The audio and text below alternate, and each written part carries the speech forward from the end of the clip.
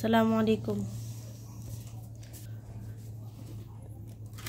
এগুলো হচ্ছে আমাদের ফার্মি মুরগির ডিম, এগুলো বাচ্চা তোলার জন্য রেখেছি, জমানো হয়েছে। যে এগুলো হচ্ছে দেশি মুরগির ডিম, নতুন ইনকিউবেটর কিনেছি, আর এই ডিমগুলো ফ্রিজে রেখে সংরক্ষণ করেছি। এখন এগুলো দিয়ে বাচ্চা তুলবো। এখন ফ্রিজ থেকে ডিম বের করলে এই যে ডিম ঘামতে থাকে, এভাবে ঘামে। এই জন্য ডিমটা রাতে সারা রাত এভাবে বের করে রেখে দেবো, পলিথিন থেকে বের করে কোনো এক জায়গায় বিছিয়ে রাখবো, যাতে করে এটা এই যে পানিটা শুকিয়ে যায়। তারপর এগুলোকে ইনকিউবেটরে দিব। গুনে দেখবো কয়টা ডিম আছে, গোনা হয়নি। আর আমি প্রতিটা ডিমের মধ্যে এমন চিহ্ন দিয়ে রেখেছি যাতে করে মনে থাকে যে কোন ডিমটা কখন ফুটছে, কোন ডিম থেকে বাচ্চা বের হলো।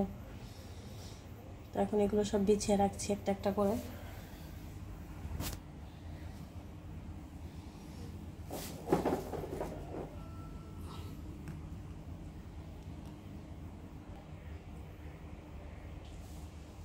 চৌষট্টি, পঁয়ষট্টি, ছেষট্টি, সাতষট্টি,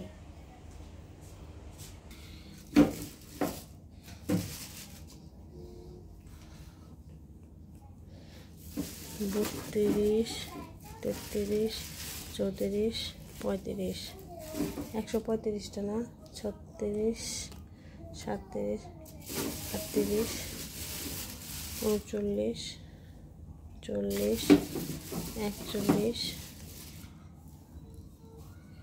42, 43, 70, 71, 72, 73, 74, 174টা ডিম।